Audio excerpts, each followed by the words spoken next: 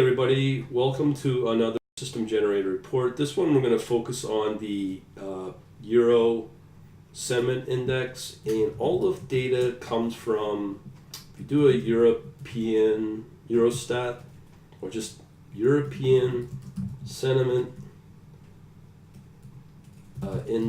Indicator download. This is where we get all the data from that I'm about to show you from Europa.eu. So there's a variety of downloads you can use. We parse the data. Actually, it might be somewhere else. Probably this one right here, the time series. That's what we're after. I'm not going to get into what they look like, but we use all these different files for different major areas of each member country. We have business climate indicator, consumer, retail, trader, construction, financial services, so on and so forth. So there's two different scripts that are run. I'm not going to go into how these scripts run. Actually, they're for my own use, but I can show you what they generate.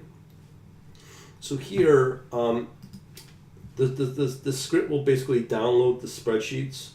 So this is the general spreadsheet that we are dealing with.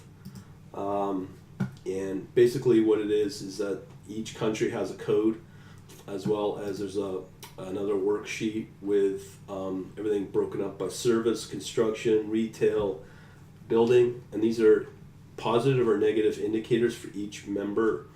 So we have Belgium, Bulgaria, and so on and so forth. And what we are using these is for monthly reporting. And usually what we use is a couple. I'm going to just show you the first set. So the first set is under charts.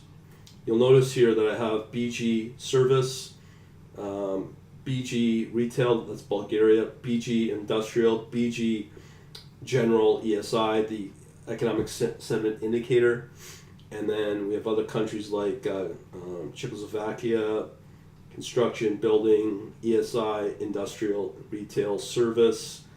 Here we have Germany, DE, building, construction, ESI, generally, industrial, retail, servicing, or service. And so far for each country code of Denmark, I think that's Estonia, E, and whatever else, other countries there are. So when you look at some of these charts, you'll get generally a similar chart you'd get with my Federal Reserve, but you can get an idea of how this chart looks. Again, I keep everything for historical purposes, so you can see how the countries performed up to a certain point and how they're recovering overall. So let's focus on Germany. Let's say here's the overall indicator for Germany. Obviously peaked in 2011, gradually has come back, has declined a little bit, but hasn't yet met its peak. And that is a general ESI, again, European Sentiment Indicator. So let's look at industrial for Germany, similar. Retail, similar. Consumer's not as strong when you look at that. You look at services, everything is on an upward momentum, but when you break it out over intra-months, let's say the last 6 months, you can see what's happening here. And again, you get access to all that data through that spreadsheet I just showed earlier. So I have here building. Building looks fairly strong. It's actually kind of coming close back to its peak. So that may tell you, that's Denmark. So see how building is for Germany. You can see that the general trend for Germany is in its peak right now, so maybe that might tell you to, if you were to look for opportunity for trading as a sector, German building, home construction, any area around that may be a strong indicator to use as a stock or an equity opportunity, ETF, mutual fund, whatever you want to trade. So there's that. Also, there's a breakdown of UK as well. Now, we know that UK is going through its Brexit. For now, it's still legally part of the Eurozone. So we can still get the UK data here, which is very useful instead of downloading it from another source like maybe the British government data sources. So for now, I'm just going to keep it as part of the ESI. By that time that they are no longer part of the Eurostats, what I may do is just already have a new data source that I can use as a one-stop solution for every country I want to analyze. And that would obviously be from something like Trading Economics. So hopefully I'll have a new data source by then when this gets broken up. But for now, we're using the ESI. Okay, so that's the general data with the charting. Now, this is where the interesting stuff comes into play. As part of this, now again, I can upload any of this stuff for my members.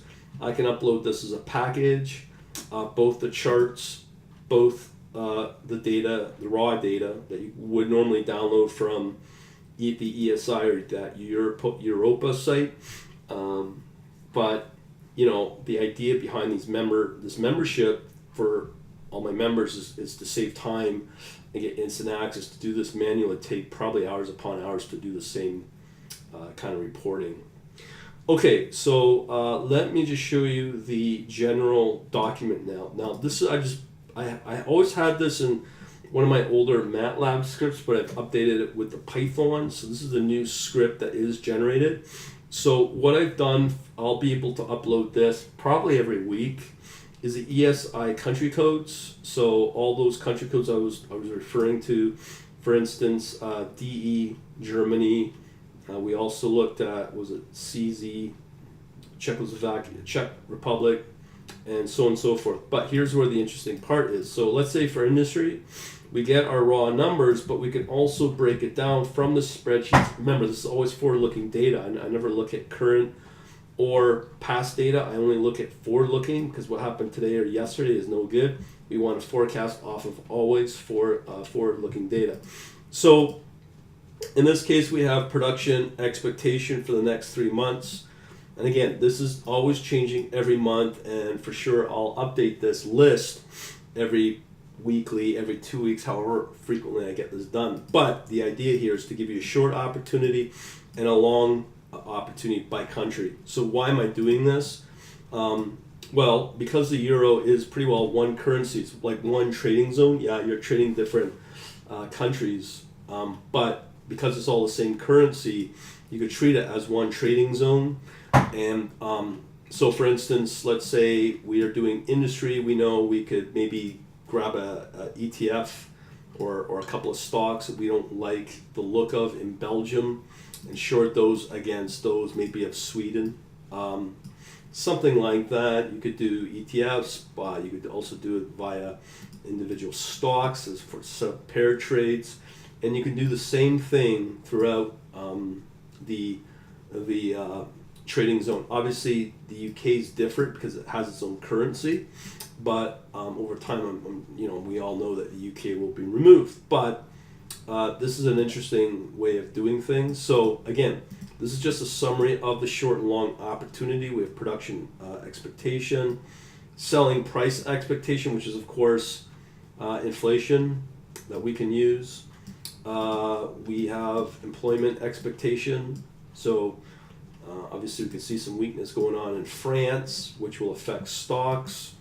We also know that maybe Malta, for some reason, will have higher rate of employment opportunities, and can also do the same thing with services as well, not just industrial. So again, services, expectation of employment over the next 6 months, expectation of prices over the next 3 months, expectation of demand. Same with building. Building can be both broken out into retail and commercial property. Expectation over the next 3 months, and price expectation. Again, this is obviously inflationary, which would impact if you are doing currency trading. So we have consumer sentiment is also included here. Financial situation of the consumer over the next 12 months.